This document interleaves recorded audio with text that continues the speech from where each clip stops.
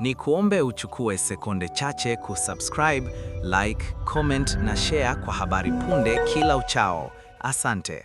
Mkuu wa mkoa wa Dar es Salaam, Albert Chalamila, ametoa ufafanuzi kuhusu tukio lililosambaa mitandaoni likiwaonyesha baadhi ya wananchi wakionyesha hasira kali dhidi yake, wakitaka hata kumshambulia. Tukio hilo limezua mjadala mpana kuhusu uhusiano kati ya viongozi na wananchi pamoja na namna bora ya kushughulikia tofauti za maoni.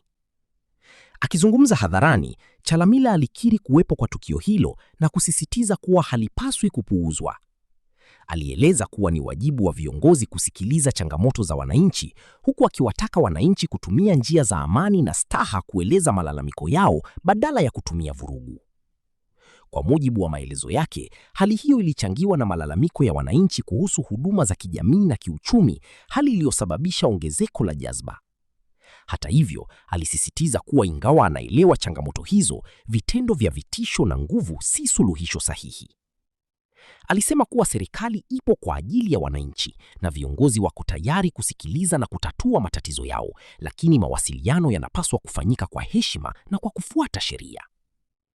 Aidha, Chalamila alibainisha kuwa uongozi wa mkoa unaendelea kuboresha huduma muhimu kama afya, elimu na miundombinu, huku akiwahimiza wananchi kutumia njia rasmi kuwasilisha malalamiko yao ili yapatiwe ufumbuzi wa haraka. Tukio hilo pia limeibua mitazamo tofauti miongoni mwa wananchi na wadau, ambapo baadhi wameonyesha wasiwasi juu ya kuongezeka kwa hasira dhidi ya viongozi, huku wengine wakisisitiza umuhimu wa viongozi kusogea karibu zaidi na wananchi ili kuelewa changamoto zao kwa undani.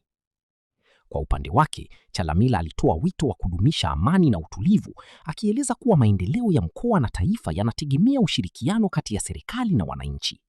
Pia aliwataka vijana kuepuka kushawishiwa kujiingiza katika vitendo vya vurugu vinavyoweza kuleta madhara kwao na kwa jamii. Kwa ujumla, tukio hili limekuwa fundisho muhimu kwa pande zote, viongozi na wananchi, kuhusu umuhimu wa mawasiliano ya wazi, heshima na uvumilivu katika kutatua changamoto za kijamii kwa njia za amani na kisheria.